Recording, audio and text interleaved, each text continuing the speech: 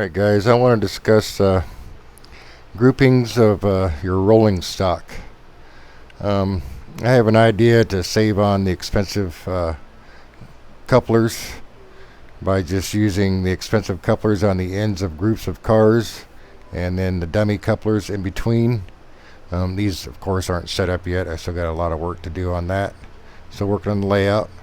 But anyway, this is my idea, is to group these cars here will be used for fly ash, 3-bay covered hoppers, the ore cars for copper ore, and then silica sand in the 2-bay open hoppers. They'll be in groups of 3. The coal cars in groups of 4, and the air slides in groups of 2. Those will be for the gypsum, and the 3-bay or 2-bay covered hoppers rather will be used for the clinker and the cement coming out of the plant, and the box cars in groups of 2 for the palletized bagged Portland cement. That's my idea anyway. This is basically the operations. This is how the smallest group of cars that will be shifted around in the yard area here.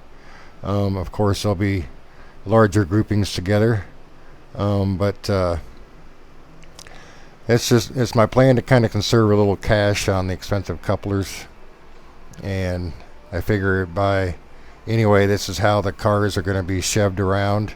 I have measurements on different lengths of cars that I've done that reflect the lengths of cars in the sidings in the yard that I've built, so I can group different cars that go on different rails here and be able to push and pull.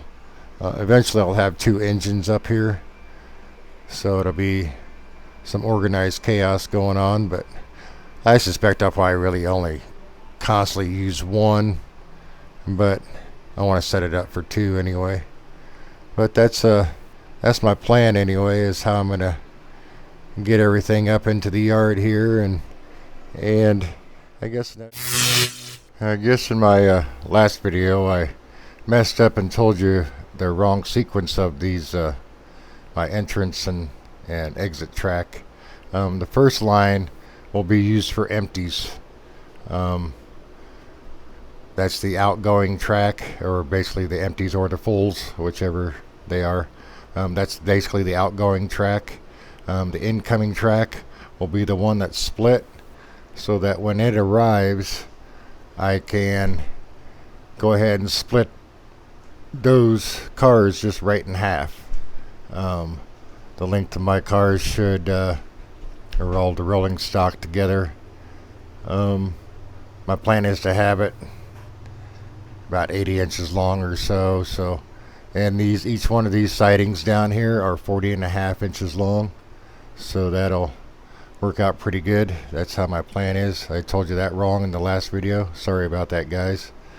I don't know what I was thinking, but anyway, there's plenty of room up in this yard for switching and shoving and organizing all the different cars that come in.